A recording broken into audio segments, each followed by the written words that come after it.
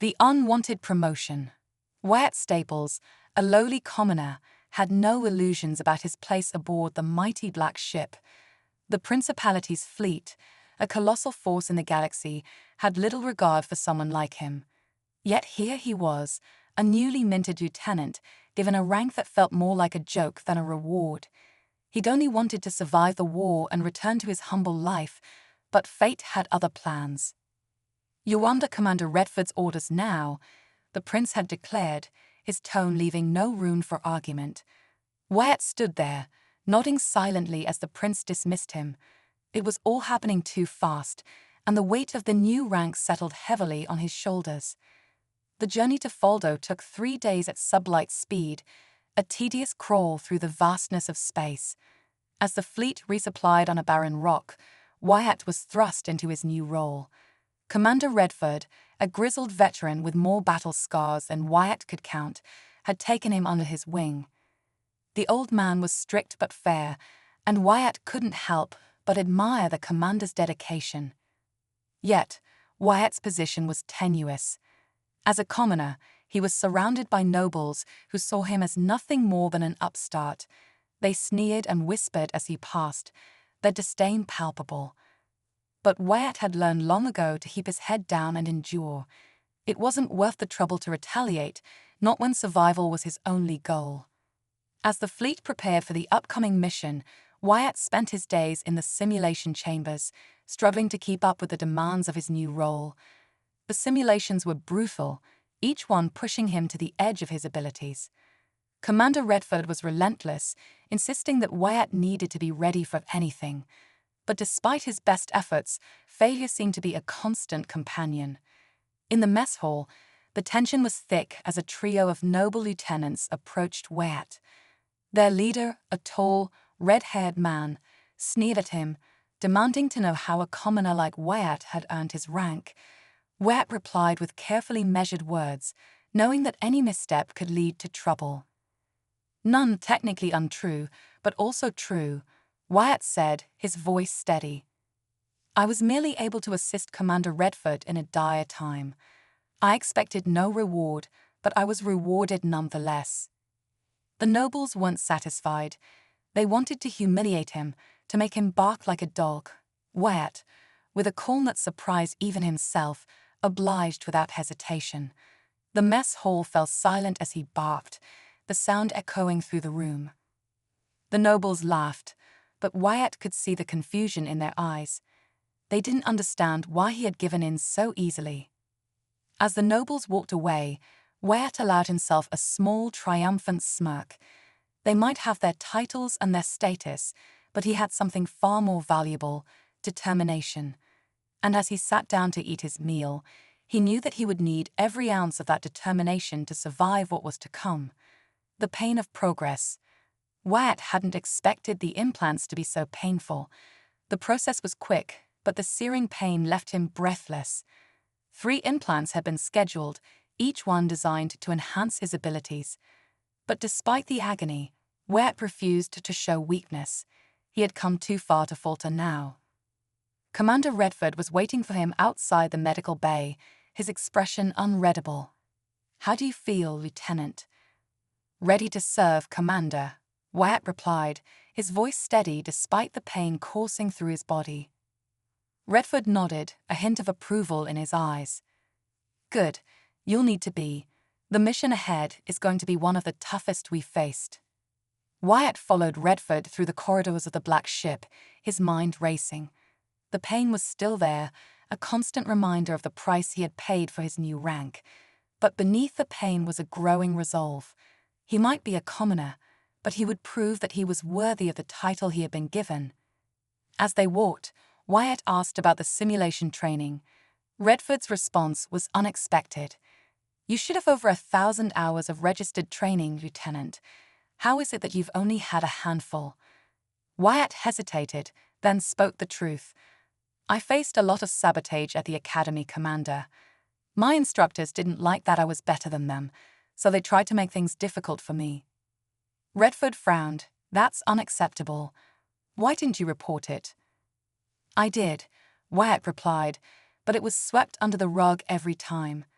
so I stopped trying and focused on finishing my training. Redford's frown deepened. That ends now. You're part of my team, and I won't tolerate any more of that nonsense. We'll make sure you get the training you need. Wyatt nodded, feeling a surge of gratitude. Redford might be a hard man, but he was fair. And for the first time since joining the Black Ship, Wyatt felt like he had someone on his side. The Dead Man's Fleet. The rumors about the Third Fleet had always been grim. It was known as the Dead Man's Fleet, a collection of outdated ships with little hope of survival in a real battle. Wyatt had heard the stories at the Academy, but he had never imagined he would end up here. As Redford briefed him on the mission, Wyatt realized just how precarious their situation was. The Third Fleet had been scattered, with many deserters fleeing after the news of a coup. The fleet was in disarray, and their chances of success seemed slim. We're going to need every bit of skill and luck we can muster, Redford said, his tone grim. But we've got one advantage: they don't know what we're planning. Wyatt listened carefully as Redford outlined the mission. It was risky, but it was their only chance. The fleet was going to strike at the heart of the enemy's operations, hoping to cripple them before they could launch a full-scale attack. As they prepared for the mission, Wyatt couldn't shake the feeling that they were walking into a trap. The enemy was powerful, and their fleet was in disarray. But Redford's confidence was infectious, and Wyatt found himself believing that they might just pull this off. The hours before the mission were tense. Wyatt spent them in the simulation chambers, running through the scenarios again and again. Each failure only fueled his determination to succeed. He couldn't afford to let the fleet down. When the time came, Wyatt took his place in the cockpit of his fighter, his heart pounding in his chest. The fleet was assembled, the ships lined up in formation. Wyatt could see the tension in the faces of the other pilots, the fear hidden beneath their bravado.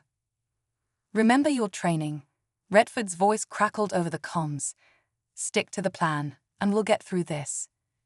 As the fleet moved out, Wyatt focused on his controls, blocking out everything else. This was it, the moment they had been preparing for, the mission that could change everything. And as the Black Ship led the charge, Wyatt knew that there was no turning back. The Battle of Faldo. The Battle of Faldo was unlike anything Wyatt had ever experienced. The sky was filled with fire as the fleets clashed, the black void of space illuminated by the explosions of ships and weapons. Wyatt's fighter weaved through the chaos, his mind focused on the mission. The enemy was relentless, their ships swarming around the Black Ship like vultures. Wyatt could feel the strain as he pushed his fighter to its limits, dodging enemy fire and returning it in kind. The battle was brutal, each moment a fight for survival. But Wyatt had been trained well, and his instincts took over. He could see the patterns in the enemy's movements, the gaps in their defenses, and he exploited them ruthlessly, his fighter slicing through the enemy ranks with precision. The Black Ship took heavy damage, but it held strong. Wyatt could see the determination in the faces of the other pilots, the same resolve that burned within him. They were outnumbered and outgunned, but they fought on, refusing to give up. As the battle raged on, Wyatt found himself in a dogfight with an enemy ace. The pilot was skilled, matching Wyatt move for move. But Wyatt's training had taught him to think outside the box, to use unconventional tactics. And with a sudden, unexpected maneuver, he outflanked the enemy and took them down. The victory was short-lived, as more enemies swarmed in, but Wyatt pressed on, his fighter dancing through the battlefield. The mission was all that mattered, and he would see it through to the end. Finally, after what felt like an eternity, the enemy began to retreat. The Black Ship had struck a decisive blow, crippling their forces. The fleet was battered, but they had won. As the remnants of the enemy fleet fled, Wyatt felt a wave of relief wash over him. They had done it, they had survived, but the cost had been high, and Wyatt knew that the battle was only the beginning. The aftermath. The aftermath of the battle was a somber affair. The Black Ship was in shambles, its once mighty hull scarred and broken. The fleet had lost many good men and women, their sacrifices weighing heavily on those who remained. Wyatt stood on the deck of the Black Ship, looking out at the debris-strewn space. The victory had been hard won, but it felt hollow. The enemy would return, stronger than before, and the fleet would need to be ready. Commander Redford approached him, his expression as grim as the scene before them. "You did well, Lieutenant," he said, his voice heavy with exhaustion. "Thank you, sir," Wyatt replied, though the words felt hollow. He had survived, but at what cost? "We'll need to rebuild, regroup," Redford continued. "The enemy won't give us much time. But we'll be ready." Wyatt nodded, though his mind was elsewhere. The battle had changed him, hardened him. He had seen the worst of war, and he knew that there was no going back to the man he had been before. As the fleet began the long process of repairing the damage, Wyatt threw himself into his duties. He trained harder than ever, pushing his body and mind to their limits. The pain of the implants was a constant reminder of the price he had paid, but he used it to fuel his determination. He was a lieutenant now, a part of the Black Ship's crew, and he would do whatever it took to protect his comrades, to ensure that their sacrifices had not been in vain. The days passed in a blur of activity, the fleet working tirelessly to prepare for the next battle. Wyatt found himself growing closer to his fellow pilots, the shared experience of battle forging bonds that went beyond rank or status. But as the days turned into weeks, the weight of the war began to take its toll. The losses mounted, each one a fresh wound on Wyatt's soul. He had learned to bury his emotions, to focus on the mission. But at night, when the ship was quiet and the stars filled the sky, the ghosts of the fallen haunted his dreams. And as the fleet prepared for its next mission, Wyatt knew that the hardest battles were still ahead, the final push. The fleet had been preparing for this moment for weeks. The enemy was gathering its forces for a final assault, and the Black Ship was the only thing standing in their way. The odds were against them, but the fleet was determined to make their last stand count. Wyatt was ready. He had trained, fought, and bled for this moment, and as he took his place in the cockpit of his fighter, he knew that there was no turning back. The fleet moved out, the Black Ship leading the charge. The enemy was waiting for them, their ships forming a massive wall of metal and fire. The battle was going to be brutal, and Wyatt knew that not everyone would make it out alive. But there was no time for fear. As the fleets clashed, Wyatt focused on his mission. The enemy was powerful, but the Black Ship had a plan. They were going to punch through the enemy's lines and strike at their heart. The battle was chaos, a whirlwind of fire and metal. Wyatt's fighter weaved through the enemy ranks, dodging fire and returning it in kind. The enemy was relentless, but Wyatt had been through too much to give up now. As the Black Ship broke through the enemy's lines, Wyatt saw their target, the enemy's flagship. It was a massive behemoth, bristling with weapons and shields. But the fleet had a plan, and Wyatt was going to make sure it succeeded.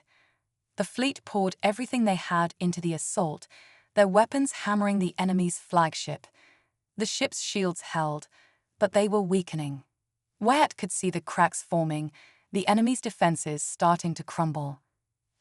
And then, with a final, desperate push, the Black Ship's weapons punched through the enemy's shields. The flagship shuddered, its massive hull breaking apart as the Black Ship's weapons tore it to pieces. The enemy's fleet began to falter, their ships retreating as their flagship was destroyed. The battle was turning in the Black Ship's favor, but the cost had been high. The fleet was battered, their ships barely holding together. But as the enemy retreated, Wyatt knew that they had won. The Black Ship had held the line, and the enemy had been defeated. The victory was bittersweet. The fleet had lost many good men and women, their sacrifices etched into the hull of the Black Ship, but they had survived and the enemy had been beaten. As the fleet limped back to base, Wyatt allowed himself a moment of relief. They had done it, they had survived, but the war was far from over, and Wyatt knew that the hardest battles were still ahead. The cost of victory. The fleet returned to base, the Black Ship leading the way. The victory had been hard won, but the cost had been high. The fleet was battered, their ships barely holding together. The men and women who had survived the battle were exhausted, their bodies and minds pushed to the limit. Wyatt stood on the deck of the Black Ship, looking out at the debris-strewn space. The battle had been brutal, the losses heavy, but they had won and the enemy had been beaten. Commander Redford approached him, his expression grim. "We did it, Lieutenant," he said, his voice heavy with exhaustion. "We held the line." Wyatt nodded, though his mind was elsewhere. The victory had come at a high cost, and the weight of the losses was heavy on his shoulders. He had survived, but at what cost? "We'll need to rebuild, regroup," Redford continued.